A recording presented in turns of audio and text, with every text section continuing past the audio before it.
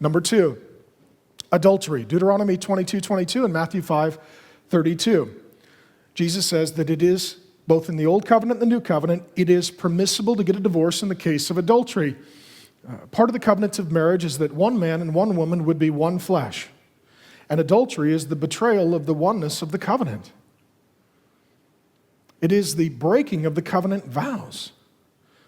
This means that, yes, adultery can destroy a marriage, and adultery is a sin, and sin leads to death, and sin can lead to the death of the marriage. This does not mean if adultery is committed that you have to get a divorce, but it means that you may have biblical grounds to do so.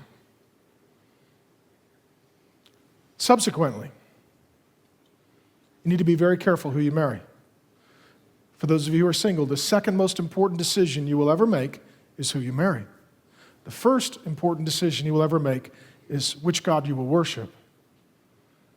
If it is not someone you can be faithful to and they can be faithful to you, you will be in a horrible position, particularly if and when you have children.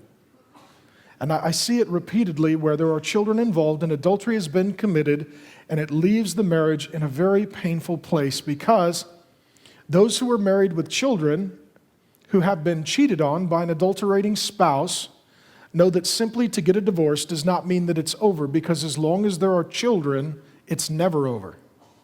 You've got birthdays and holidays and someday grandchildren. Subsequently, some people decide we're not going to get a divorce, we're going to get help, we're going to work on it, we're going to try and get through it. Those are noble people. It takes both the adulterer to earnestly repent and the spouse who has been sinned against to earnestly forgive. Trust is built slowly, lost quickly. This takes a lot of tears and time. We have seen couples make it through adultery. It's not required. It is noble, but divorce is permissible. It is permissible.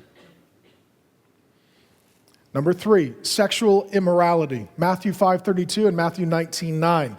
Matthew 5 and Matthew 19 are the two sections of the Bible where Jesus deals with marriage, adultery, divorce in the most extensive fashion, if you want to read it. And the word for adultery therein it's a Greek word in the original text. It's moikeia, and then he uses another word, porneia. It's the same root from which we get pornography. And it's a general term meaning all kinds of sexual immorality and sin.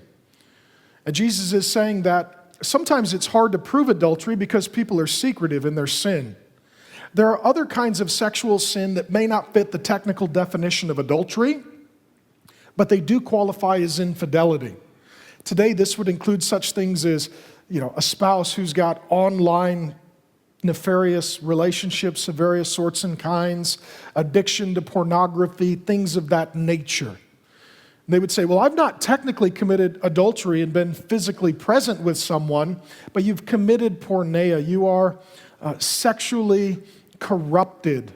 And that doesn't mean that you have to get a divorce again, but it does mean if there is this ongoing pattern of sexual sin and filth that violates the covenant terms of oneness and fidelity, then yes, there may be grounds for divorce. And these are difficult circumstances and judgment calls. That's why it takes leadership that is loving and prayerful and careful and biblical to be involved to help understand and unpack all of this.